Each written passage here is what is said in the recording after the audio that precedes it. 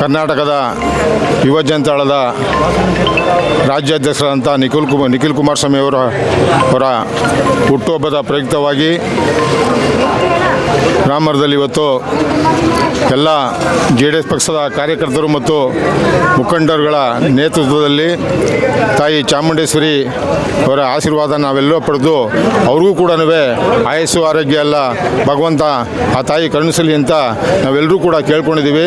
ಮತ್ತು ನೆಕ್ಸ್ಟ್ ಮುಂದೆ ಇವಾಗ 11:30 ಹೊತ್ತಿಗೆ ಅಂಧರ ಶಾಲೆಯ ಮಕ್ಕಳಿಗೆ ಅವರ ಸಮ್ಮುಖದಲ್ಲಿ ಅವರ ಹುಟ್ಟುಹಬ್ಬದ ಕೇಕ್ನ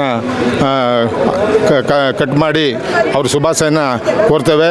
ಮತ್ತು ಇದು ಗೌರ್ಮೆಂಟು ಸ್ಕೂಲ್ನ ಇದು ಹಾಸ್ಪಿಟ್ಲಲ್ಲಿ ರೋಗಿಗಳಿಗೆ ಹಣ್ಣು ಹಂಪಲ ವಿತರಣೆಯನ್ನು ಮಾಡಲಿದ್ದೇವೆ.